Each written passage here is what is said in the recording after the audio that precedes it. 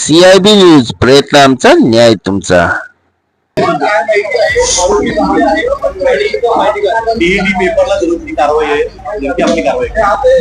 प्रथमतः सर्वांचं स्वागत. यामध्ये कोणगाव पोलीस स्टेशन मध्ये ही आज सकाळी कारवाई करण्यात आलेली आहे. यामध्ये परिमंडळ 2 चे DCP श्री पवन बनसोड यांना गोपनीय बातमीदारातर्फे माहिती मिळाली की 28 तारखेला जी TET होणार आहे, म्हणजे शिक्षक पात्रता परीक्षा किंवा टीचर्स एलिजिबिलिटी टेस्ट जी होणार आहे, तर त्याचे पेपर काही लोक विकायला भिवंडीत येणार आहेत अशी गोपनीय बातमीदारातर्फे माहिती मिळाल्याने DCP झोन 2 पवन बनसोड आणि त्यांची टीम यांनी एक ट्रॅप लावला. त्या ट्रॅपच्या अनुषंगाने सकाळी दरम्यान जागेवर तिने ट्रॅप लावला. त्यामध्ये 3 लोक हे पेपर विकण्यासाठी, जो उद्या होणार आहे TETचा पेपर विकण्यासाठी आलेले त्यांना आढळले. त्यांना जी पूर्व माहिती मिळाली होती त्या अनुषंगाने त्याचा ट्रॅप लावला. त्या 3 लोकांना ताब्यात घेतलं. त्यांच्या अंगझडतीमध्ये त्यांच्याकडे एकूण उद्या जे पेपर होणार आहेत त्याचे 4 सेट हे पेपर मिळाले. त्याचबरोबर इतर वस्तू, mobile, debit card, credit card वगैरे हे मिळालं. त्यामुळं आम्हाला खात्री करण्यासाठी त्याचे 4 पेपर जे मिळाले होते ते शिक्षण विभागाचे वरिष्ठ अधिकारी यांना तत्काळ संपर्क करण्यात आला आणि त्यांच्याकडून व्हेरीफाय केलं. त्यांनी पण त्यांची जी सिस्टम आहे, SOP आहे, त्याप्रमाणे हे पेपर जे होते ते त्यांनी व्हेरीफाय केले आणि असं आढळलं की उद्या जी पेपर होणार आहेत त्या परीक्षा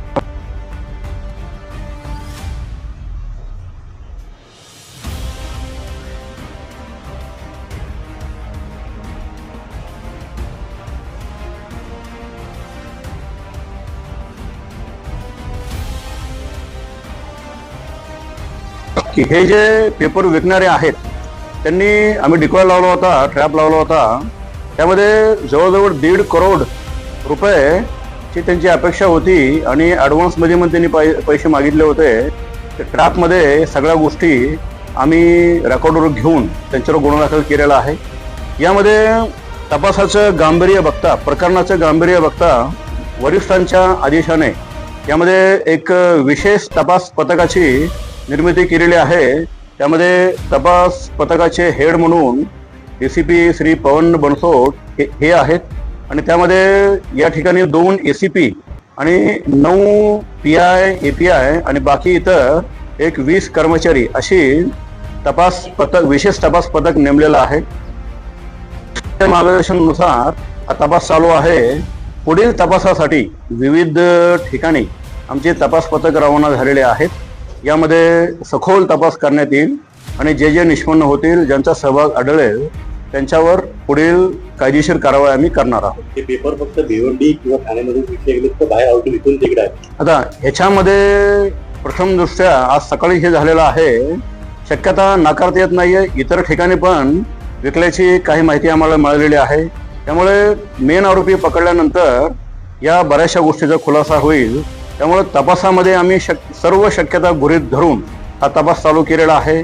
त्यामध्ये कोण कोण इन्व्हॉल्व असेल, कुठे कुठे विक्री केली असेल, या सर्व अनुषंगाने आमचा तपास चालू आहे. मुख्य आरोपी अजूनही फरार आहे.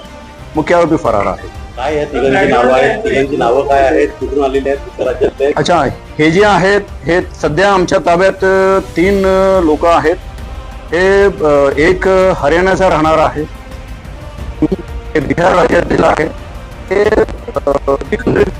आता पण केलेल्या तपासामध्ये ही माहिती कळली की ते सगळे दिल्लीवरून आले होते. मग त्यांना कुठून पेपर मिळाला, कोण कोण ह्यामध्ये सहभाग आहे, या सर्वांचा तपास चालू आहे. पेपर त्यांनी ऑलरेडी विकला होता का विकायला आले होते, म्हणजे कोणाच्या हातात पडला होता? आजचा आमचा जो जी ट्रॅप लावलेला आहे त्यामध्ये ते विकायला आलेले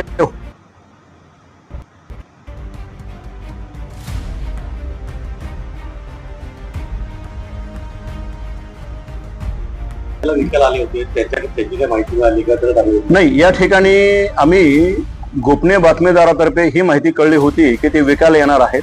त्यामुळे त्या अनुषंगाने आम्ही ट्रॅप लावला होता आणि त्या ट्रॅपमध्ये त्यांना ताब्यात घेतलेलं आहे. कोणाला विकायला आले ते माहित पडले का? कोणाला विकायला आले? कुठली नाही, संस्था आहे? याच्यामध्ये एकूण 1.5 करोड रुपये त्यांची अपेक्षा होती, तेवढी मागणी केली होती.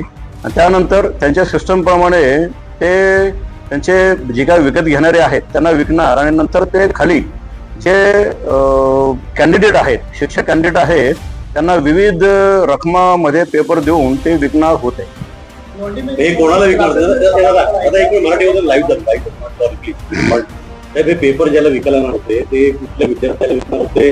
कुठली शैक्षणिक संस्था होती? क्लासेस काय होतं? सध्या अशी कुठली माहिती प्राथमिकदृष्ट्या समोर आलेली नाहीये, परंतु याच्यामध्ये आम्ही सर्व शक्यता गृहीत धरलेली आहे. याच्यामध्ये जे काही त्यांचे प्रॉस्पेक्टिव्ह बायर्स असतील किंवा इतर जे कोचिंग सेंटर्स असतील, हे सर्व शक्यता तपासामध्ये आम्ही गृहीत धरलेली आहे. शिक्षकांचा सहभाग नाही, असं कुठलं आतापर्यंत आढळलेलं नाहीये. हे जे पेपर होते, हे पेपर जे होते हे दिल्लीवरनं हे लोक घेऊन निघाले होते. हे फक्त भिवंडी पुरते मर्यादित नाहीत. यामध्ये शिक्षण विभागाची जी पद्धत आहे त्याप्रमाणे पूर्ण राज्यासाठी SOP तयार करून हे पेपर सेट करतात. त्यामधील हे पेपर त्यांनी दिल्लीवरनं आणलेले होते. नाही, यामध्ये आतापर्यंत केलेला प्राथमिक तपास आहे. आता फक्त FIR दाखल झालेला आहे, पंचनामा केलेला आहे. यामध्ये ज्यांचा सहभाग असेल त्या सर्व तपासामध्ये या सर्व गोष्टी काही दिवसांनी तुम्हाला सांगू. आता सध्या सर्व शक्यता मात्र आम्ही गृहीत धरलेल्या आहे. आरोपींची नावं, आरोपी नाव देतो आम्ही तुम्हाला. तर हे त्यांचं बॅकग्राऊंड काय? म्हणजे शिक्षक किती शिक्षक काय? ह्याच्यामध्ये यापूर्वी केंद्रीय विद्यालयामध्ये सर्व्हिस लावण्यासाठी दुसऱ्या एका आरोपीला त्यांनी पैसे दिल्याचं कळलेलं होतं. त्यानंतर इतर पण आरोपी हे जे आहेत यापूर्वी एक वेळा परीक्षा दिलेली आहे, ते नापास झाले होते. आणि हे जे आरोपी आहेत त्यांचा पूर्व इतिहास, त्यांना कुठून मिळालं ते पण आम्ही सर्व माहिती आम्ही घेणार आहोत. बिलकुल शक्यता नाकारता येत नाहीये, कारण ज्या तऱ्हेने हा एवढा गंभीर प्रकार झालेला आहे त्यामध्ये पुढे असू शकते. पण आम्ही विविध कलम पण लावलेले आहे आणि त्या अभ्यासाची आम्ही कारवाई करणार आहोत.